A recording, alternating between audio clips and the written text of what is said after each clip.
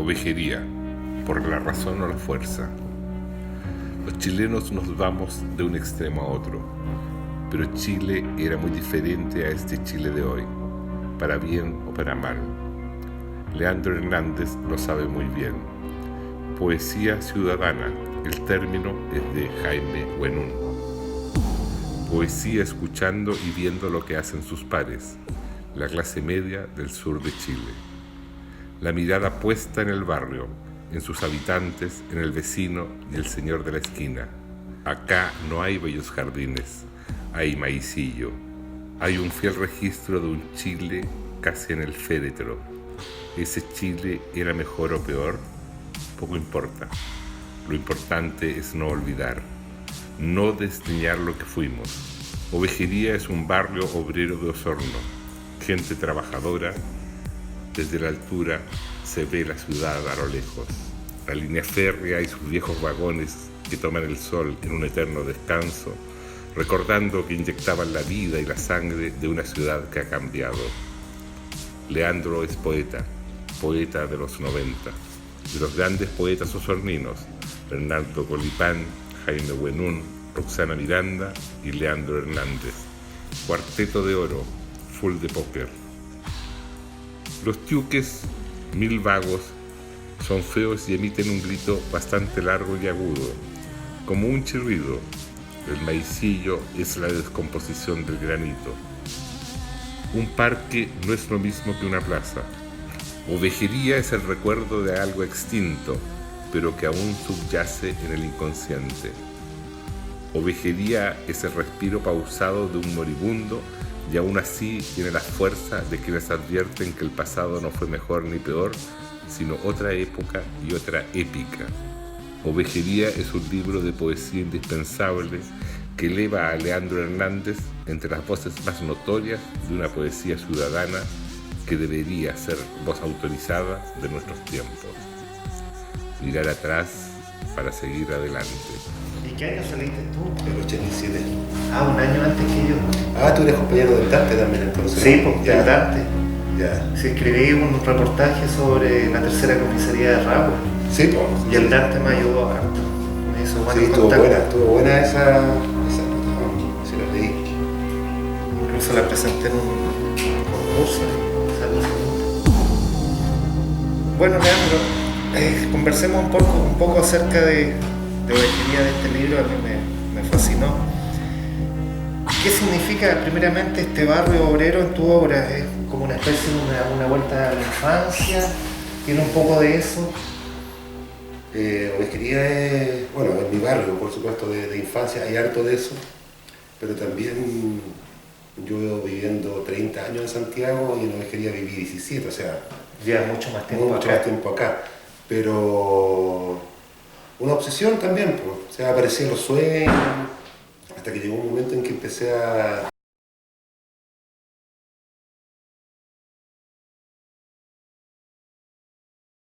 y vais cachando que de repente también hay partes que son colectivas. Pero el barrio de la infancia, no sé, era como... tú conociste ahí seguramente Sí, esa época, sí, claro. Ovejería era el límite del urbano y empezaba el campo. Exactamente. Entonces estaba el río, el tren, y más las películas de tardes de cine, como que uno cachaba que habían algunas cosas que eran como comunes, ¿cierto? El río, el tipo, el polizón que se subía al tren. Entonces yo recuerdo que cuando cabros chicos, el otro día conversábamos con uno de estos amigos que aparece acá, que una vez descubrimos un cerro. Había un más allá. Claro, descubrimos un cerro, le pusimos nombre. Ese tipo fue, no sé, pero el caminar por la línea del tren era... Bueno, y eso como... y el río. Bueno, el tren también Sí. te da la perspectiva de que existe algo Que hay más allá. Claro.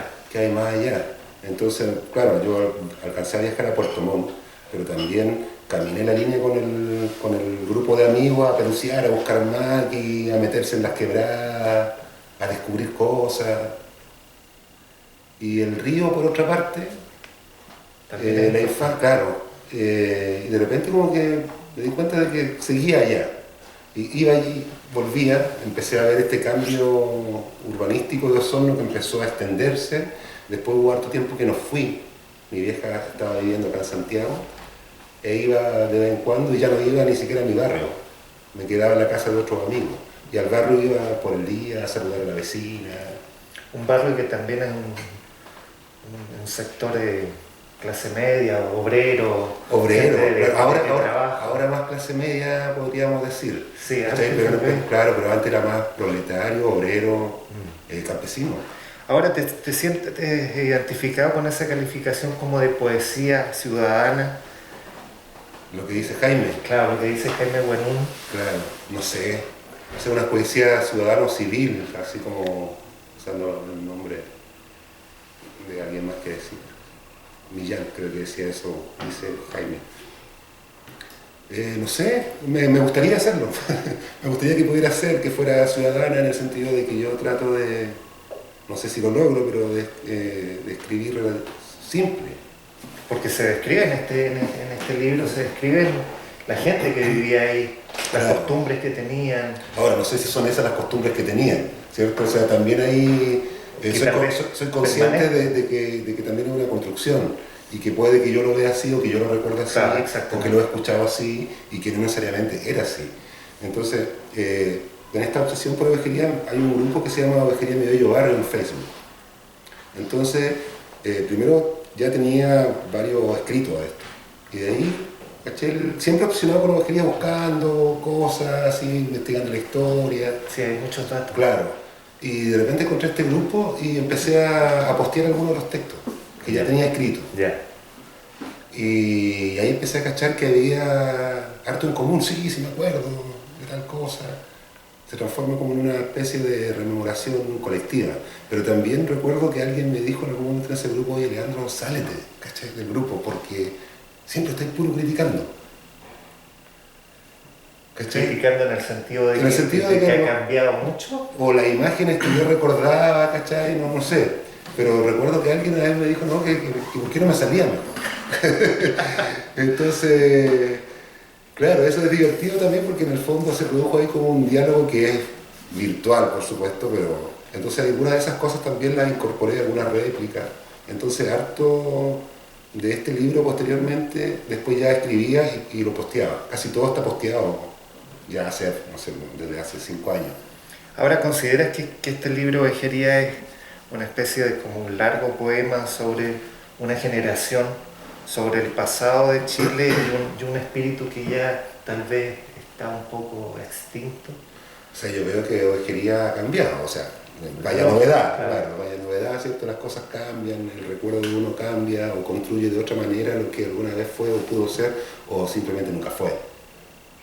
Pero fue para ti. claro, pero pretende ser una memoria individual, no pretende ser la historia de Ovejería. Eso me gusta decirlo siempre. Claro. No pretende que sea la historia, sino que es la mía y la que escuché de otros y en el copuchenteo permanente vaya armando, hay un mundo. Rescata. Hay un mundo.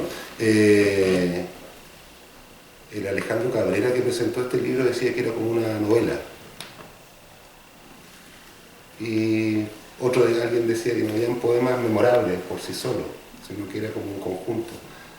Y yo creo que sí, que es posible. Trato de capturar recuerdos, pero a través de la construcción de imágenes. Entonces, no sé si lo logro.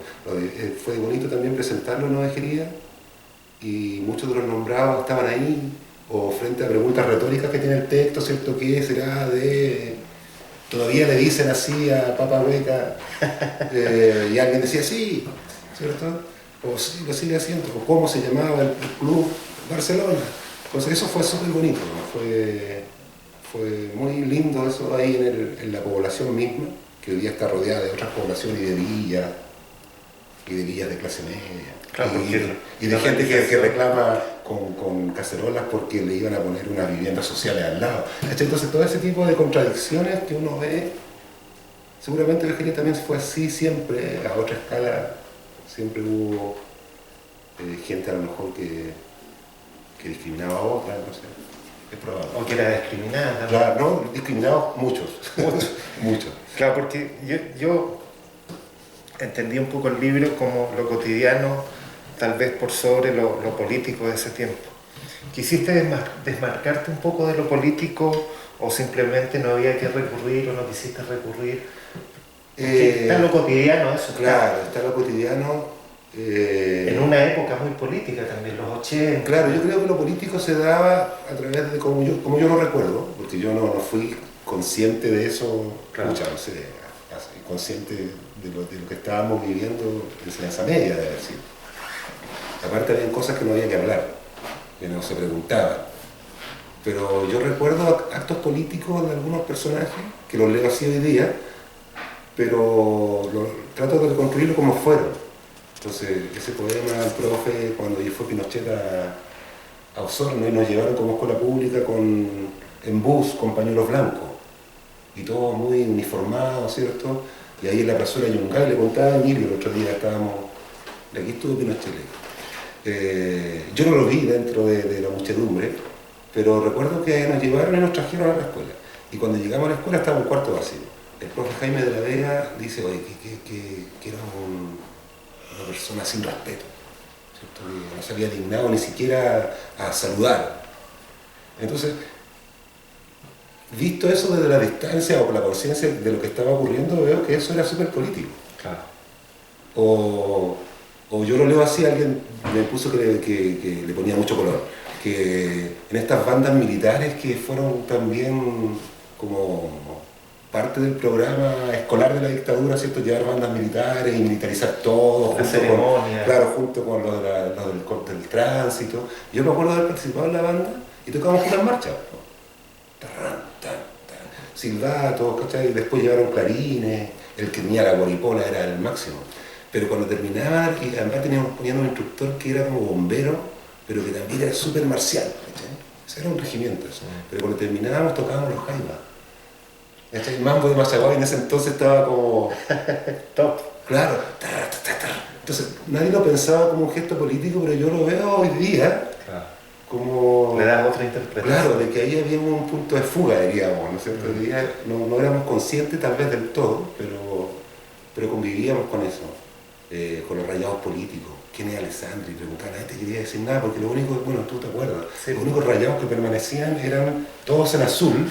De la derecha. De la derecha, claro. Habían lugares que estaban rayados. Y el signo de paz y De libertad. paz y libertad, que yo no cachaba, y esa araña, qué rara. ¿Sí? Claro. Entonces, y jugando, y verla. Pero hoy día es parte del terror. O sea, yo recuerdo que un amigo me decía que, no sé, cuando fue apresado el Mamo Contreras en Fresia, ¿te acuerdas que hubo Sí, todo un sí. operativo? Y que había aparecido ahí en Barro Arana con Arturo Prat, ponte tú, un rayado que decía, faltaron muchos mi general. Todo esto dice, bueno, esa araña era como, seguramente era el mismo, el mismo que la había rayado. Ahora pasemos a otro punto, pasemos a las lecturas adolescentes tuyas. ¿Cómo te vas acercando a la poesía? Escucha la poesía, Cuéntame un poco acerca a la de eso. literatura en general, o a la lectura. ¿Todo esto nace en el colegio? ¿O Yo nace creo, por yo creo que por otro varias lado? cosas, pero mi viejo era un maestro chasquilla, Ya. pero era lector. Entonces en mi casa había libros.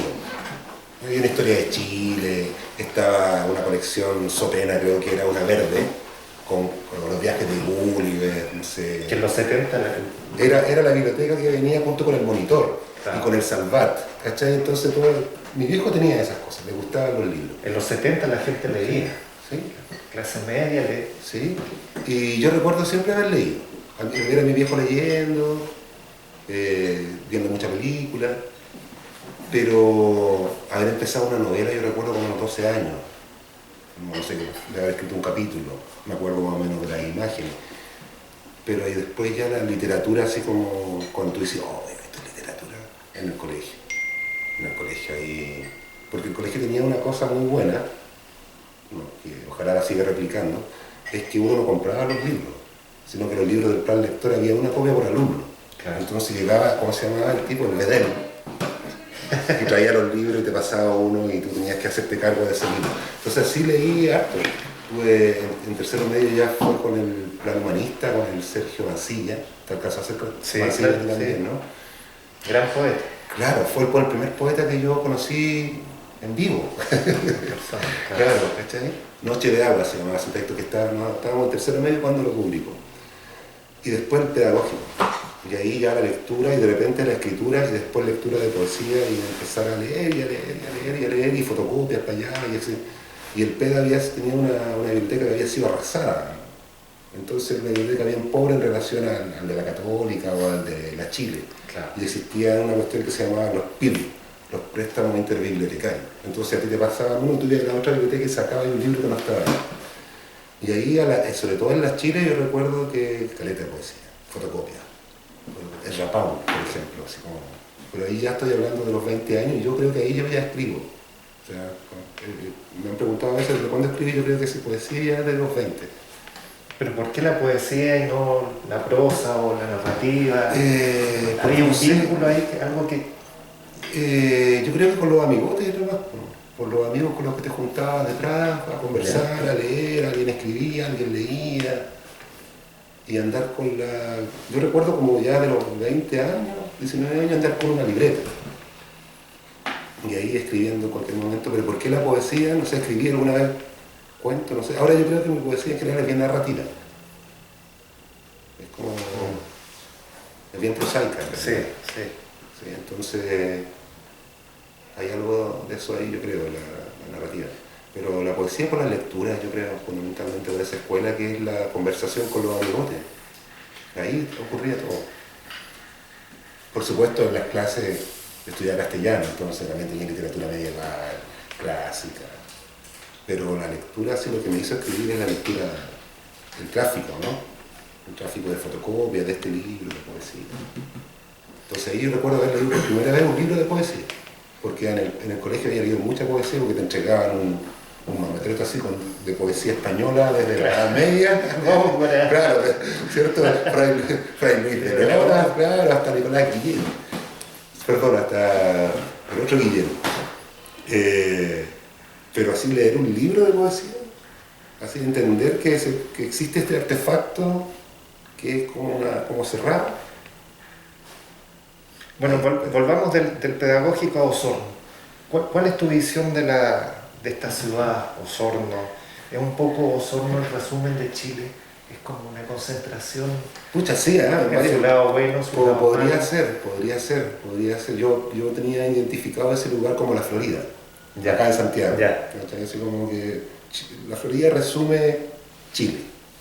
Yo trabajo en la Florida, le hago clases ahora de la Florida, entendía que hay de todo, sí. Igual hay gente con mucha plata, no están los dueños del país, pero hay gente con mucha plata. Y en Osorno yo creo que... Pero es la provincia, yo creo que Osorno es... O sea, si es que... Porque uno le pregunta a cualquier persona a Osorno y te dice, no, esa ciudad aburrida, bochorno. Gris, no hay nada que hacer. Bochorno, no hay nada que hacer. Es muy fascista. Yo no creo que sea tan así. No es tan fascista, ¿no? Lo que pasa es que hay mucha plata, ¿no? Y los que tienen la plata sí son muy fascistas. Digamos. Y esos son los que se van a ver. Y ese es el discurso que se instala en el Toro, ¿cachai? En el Toro, en la Plaza de Armas, que cuando yo era niño no existía eso. Entonces hoy día ya hay una tradición de tocarle las bolas del toro. Y las bolas del toro de bronce están brillosas y la otra parte del toro no. Y hay otras vacas allá, entonces hay una cuestión agrícola que existe, por supuesto, que se ha instalado igual como discurso oficial de la ciudad. O sea, el Festival de la Carne y la Leche es como su máxima expresión. Pero ese es como el discurso oficial. Es en la plaza y también es divertido ver la vaca. Que es el discurso del 10% de la población. Que es de la Radio Sago, claro. De algún modo, ¿no? O sea, no es pero la voz de la costa existe. Claro, también. Y hay ese otro Chile que está en los barrios, que está en Franque, que está en Ovejería, y que está en Osorno, que cada vez es mucho más grande, está en Rahue. Hay harta población, es bien obrero. Está en la universidad también. Pero la universidad es para pobres. Claro. Me dice un amigo que trabaja ahí, no, los cabros que llegan acá, dicen, todos llegan con gratuidad, son cabros que vienen con muy pocas herramientas también a veces, entonces la apuesta es importante.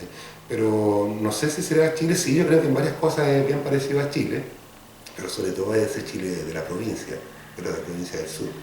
¿Y es Osorno una ciudad poética?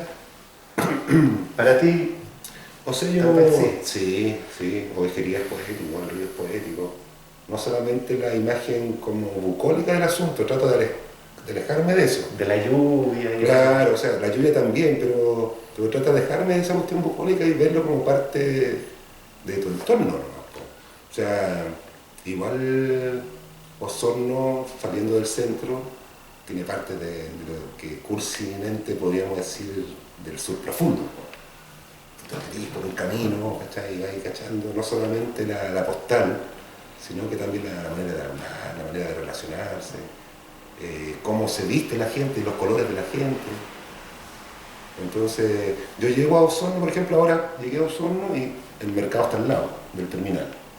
Y el mercado trae otro Osorno, el Osorno rural, de Puyehue, de San Pablo, en Rahue, el de La feria de Costa, Rahue. la feria de Rahue, el mapuche huilliche,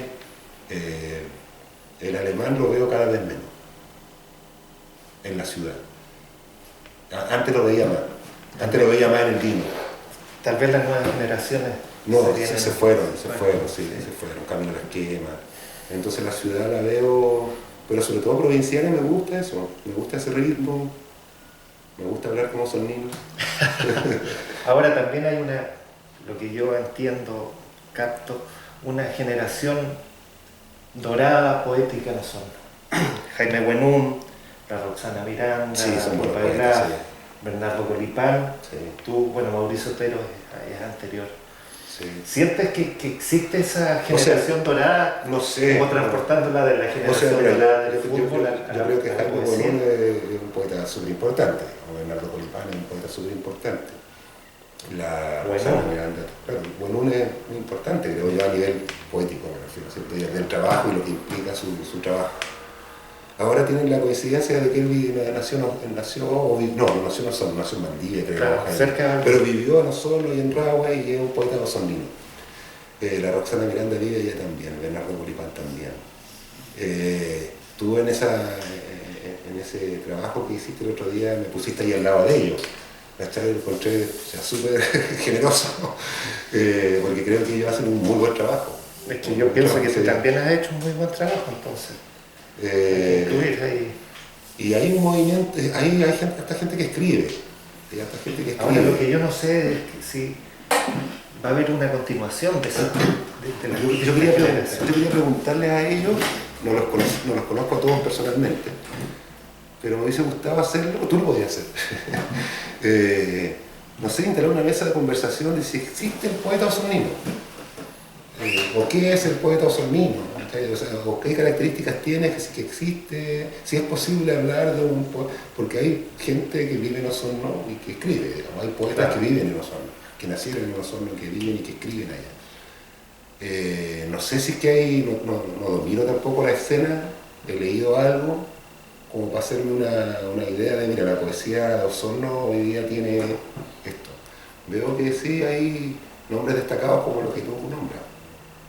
Claro, porque uno se podría preguntar cómo en una ciudad, esta ciudad un poco fascista, apagada, gris, nace una poesía tan potente, tan lúcida, ante una ausencia o semi-ausencia de apoyo cultural o un monopolio de algunas universidades privadas en Osorno, junto con el municipio. ¿Cómo nace esa poesía tan potente en un lugar Yo creo así? que ahora se sabe más, bueno, por las redes también.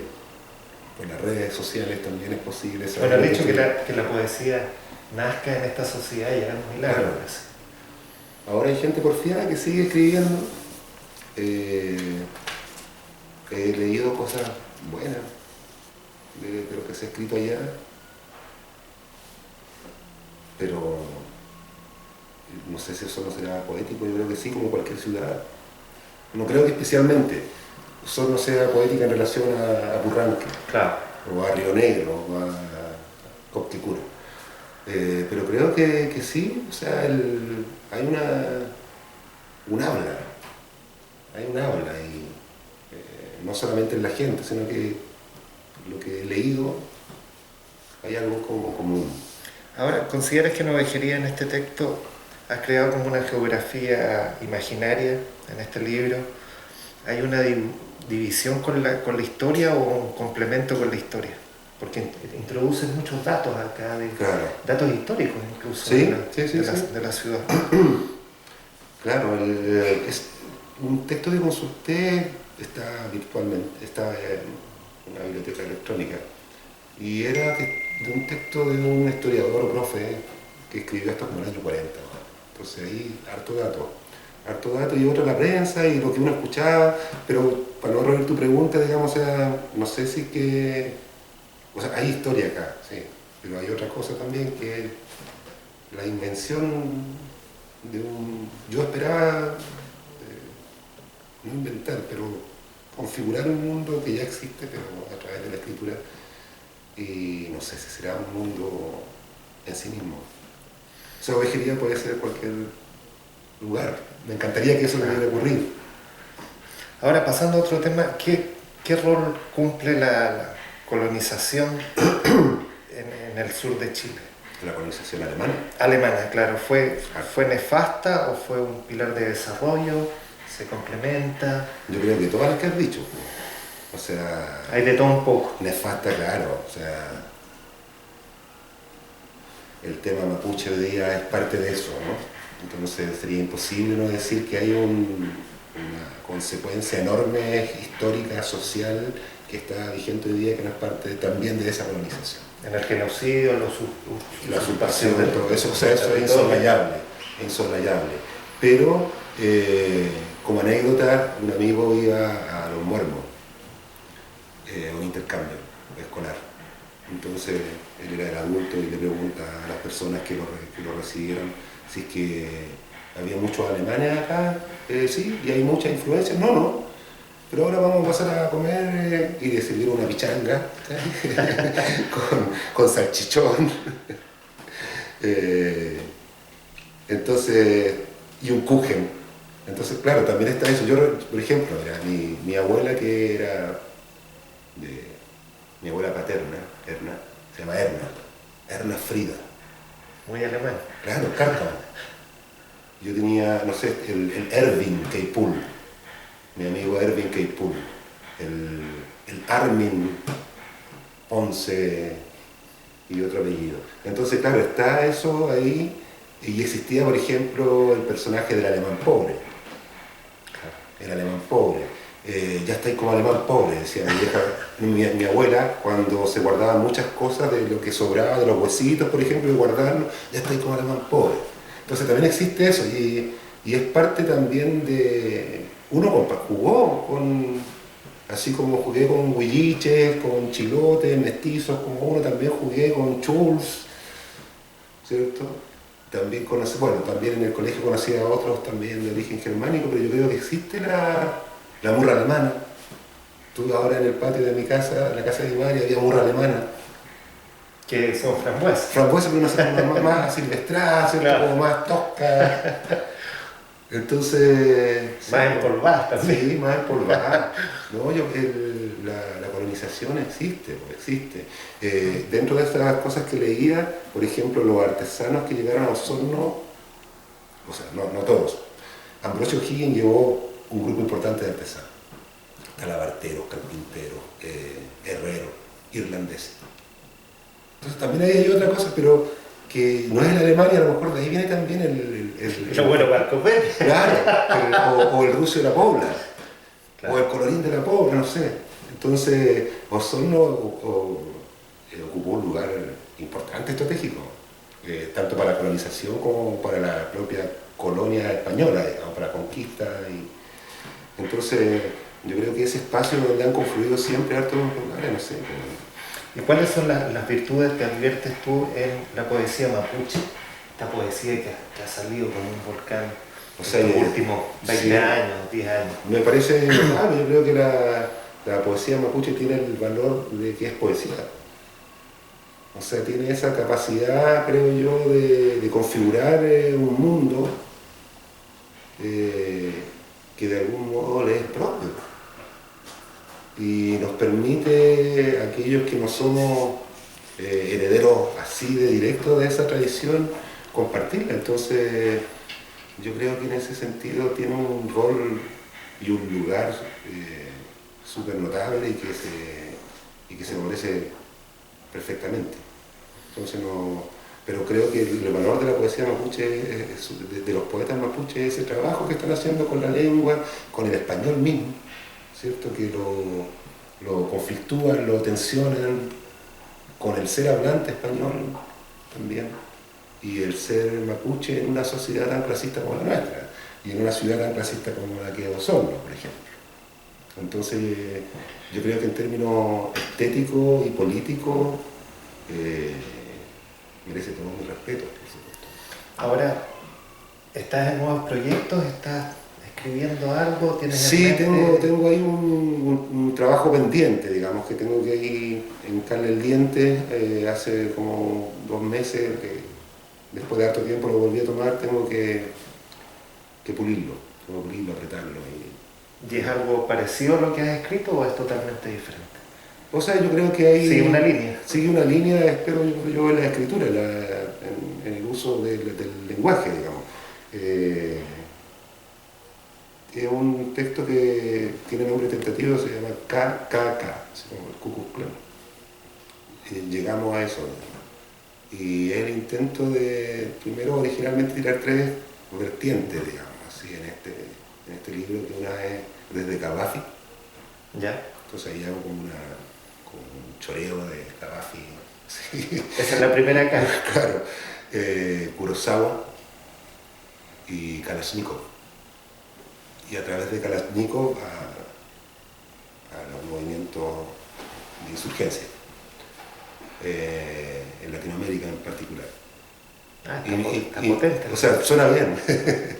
Y me imagino finalmente en Cochamó, otra acá, y una posible guerrilla de niños del Senado. ¿Sí? Son imágenes, pero más o menos como eso. Entonces suena como coherente, pero no sé si estará... Esa es la idea que tengo. Suena muy interesante. Sí. Ahora, con lo de Kurosawa, ¿te nutres mucho del cine? Es que nosotros veíamos harta tele. Claro. Harta tele, y una tele bien limitada, pero que también te da harto cine B. Clase B, ese cine de tardes de cine, pero también muy buenas películas. Shogun, no sé. Entonces, por Shogun yo creo que ingresé al mundo japonés. Mi viejo también me invitaba a Shogun ahí cuando estaba borracho, entonces, y hablábamos todo japonés. No sé si se acuerdan de Shogun. Sí, por supuesto, claro. Y tardes de cine. Y tardes de cine. Y el cine sí, pues me gusta harto. Me gusta harto el dibujo también. Entonces, quería ser dibujante cuando chico, o pintor. En un tiempo quise ser pintor.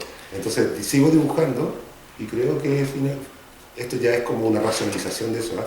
Que puede que sea totalmente rara, pero creo que también hay... mi poesía es construida harto en imágenes.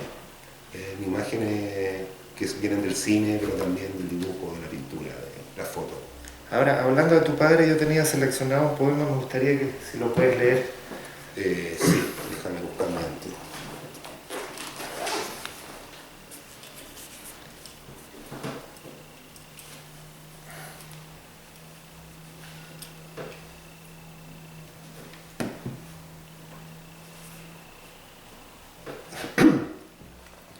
¿Cómo es la muerte? Con mi padre me reconcilié en un sueño. El muerto resucita y conversamos. Está pálido. Dice, por las noches en el cementerio todos salen. Le pregunto, ¿cómo es la muerte? Me responde, hay harto tiempo para pensar. Luego de muerto se recupera todo, incluso el meñique perdido en mi delirium tremens, cuando golpeo ventanales huyendo quizá de qué. ¿Y el copete? Le pregunto. Ya nunca más he tomado, dice. ¿En serio? Sí, nunca más. ¿Y qué se siente? Mucha sed. Entonces pienso, ¿vamos a conversar en una cerveza a un bar de Lynch? Vamos, me dice. Y hay otro poema que también me pareció muy interesante, bueno, todos me parecieron muy interesantes, pero en esto de los datos históricos, mayo de 1938. Ah, claro. Esta es una posibilidad, claro, o sea, quise darme ese lujo. Mayo de 1938. Sobre los rieles, planea con brazos abiertos desde Ovejería hasta la estación. Se dirige a la Plaza de Armas. Ha escuchado el rumor del río. Alguien importante estará ahí. Alguien importante tiene para él cara y rasgos distintos a los suyos. Se equilibra sobre un riel, piensa que la persona que estará en la plaza a lo mejor se parece al gringo, dueño del campo donde viven sus abuelos. Hay mucha gente en la plaza. Entre sombreros y los moños ve a una profesora seria, de abrigo largo, pelo corto. Ve que se le acercan, ve que se le escapan leves sonrisas cuando cierra los ojos. La señora planta un canelo en uno de los jardines. Sus manos quedan sucias de tierra. Lleva las manos a sus bolsillos, luego las saca casi limpias. Alguien ofrece un pañuelo. Ella rechaza con una sonrisa. La gente aplaude. Ella se incomoda. Mira el canelo recién plantado. Vuelve a esconder sus manos en los bolsillos de su abrigo. Ella no se parece al gringo dueño del campo en que viven sus abuelos. Se parece a su abuela. Piensa en la importancia de su abuela. La recuerda entre las melgas con las manos cubiertas de tierra. El niño observa atento. Ella lo descubre, lo saluda, intercambian una sonrisa, le toma las manos, le acaricia el pelo a modo de despedida. Ella piensa, soy una deudora feliz. Tierra en la palma del niño, lleva su mano al bolsillo del pantalón corto. Ahora, Leandro, me gustaría, si puedes elegir tú un poema que a ti consideres interesante, no sé, o que te guste mucho. Bueno, a tu elección. Claro, esto te decía, me quise dar ese lujo porque Gabriela Mistral plantó un canelo ahí. Sí, exactamente. Entonces me imaginé como... Hay fotos, hay dos fotos ahí. Y el canelo ya no existe. No, lo sacaron, lo arrancaron, parece.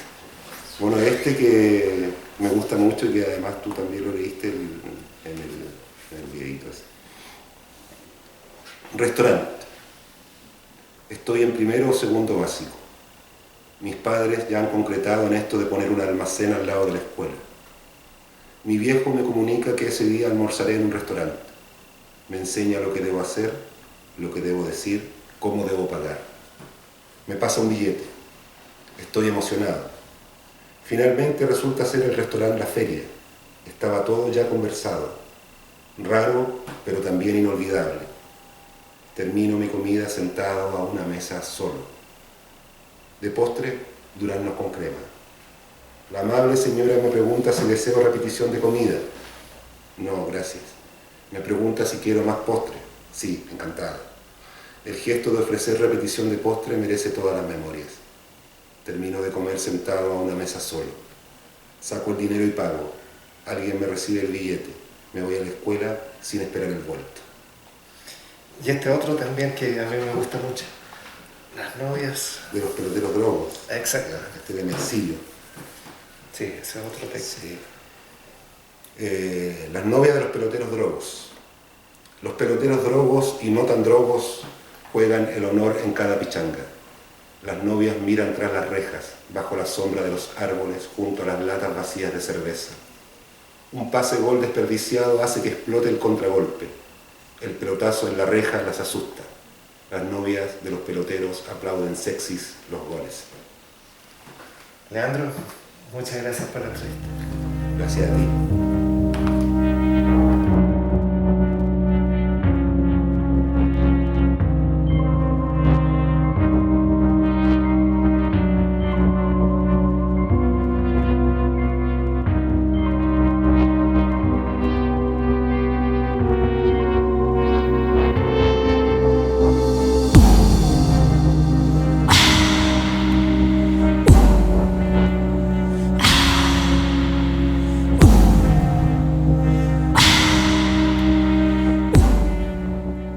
Urbe Salvaje, el otro periodismo. www.urbesalvaje.com